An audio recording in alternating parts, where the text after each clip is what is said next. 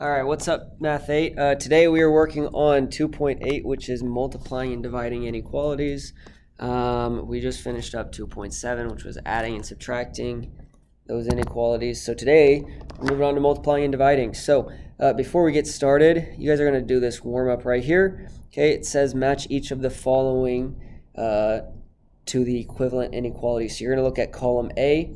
You're going to match all of those to the one in column B that is the same thing, okay?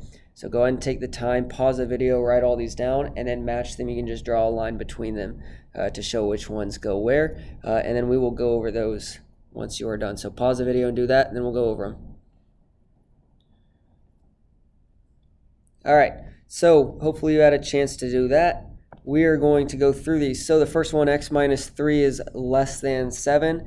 If that's the case, that means 7 is greater than x minus 3. So that one should go right here to the second one.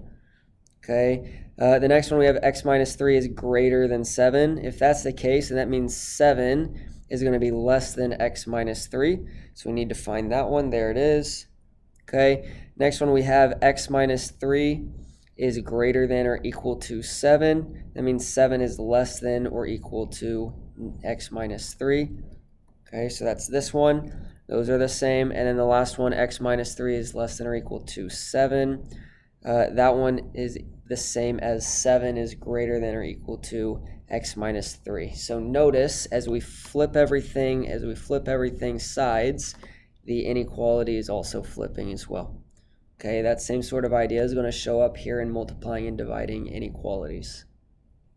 All right, so we are going to look at multiplying and dividing positives first because it's different when you do negatives. Okay, so when you're multiplying and dividing positives, it's pretty simple. It's just like equations. You're not going to have to do anything that's different than what we did in chapter 2 during equations. All right, so for example, I've got these two examples here. If you need to pause to take a second to write these down, feel free, but I'm just going to keep on going. So first example, we have x over 2 is greater than 10. Okay, just like an equation, I'm going to start by multiplying both sides by 2. Okay, so my 2's will cancel. So I have x is greater than 10 times 2, which is 20, and then I'm done. Okay, reminder, we can graph those. All right, I'm going to graph this one. So that would be at 20. Okay, you can go like this with the 40 and the 0 if you want. You can pick other numbers. It doesn't matter to me. Okay, and then you can draw your circle at 20. That should not be shaded in, so don't do that like I about did. And then the variable is greater than the number. Since the variable is greater, we go right. All right, that would be the graph for that. So you can see graphing is the exact same as it would be previously. All right, then we're going to look at example number 2. We have 6y is less than or equal to negative 5. Okay, again, if you need a second to write that down, you can just pause the video. Once we have this, we're going to divide both sides by 6 because we got to undo that operation of multiplication right there, get the y by itself. So we have y is less than or equal to negative 5/6. All right. Now notice the negative 5 is a negative. That's true. But that is not the number we're dividing by. We're looking at the number the number we're dividing by being positive or negative. Okay, so just be aware of that. Okay, so this one is y is less than or equal to negative 5/6. I'm not going to graph that one. You are free to do so if you want. But I'm not going to. Once you are good with those, go ahead and do the two got it problems, A and B. And I want you to solve those, and then I want you to also graph A. Okay, so you only need to graph A. Go ahead and pause the video, get those done. All right, so as you can see, I've got our answers here for A and B. On A, we have x is greater than or equal to negative 24, and you can see my work there if you need to check how I did that. And in the graph, I've got a closed circle at negative 24 going right because the variable is greater. On B, I used the same thing that we used several times during equations, and I used the reciprocal here to multiply both sides by 3 over 2 since that's the reciprocal of 2/3, and I got x is less than 18.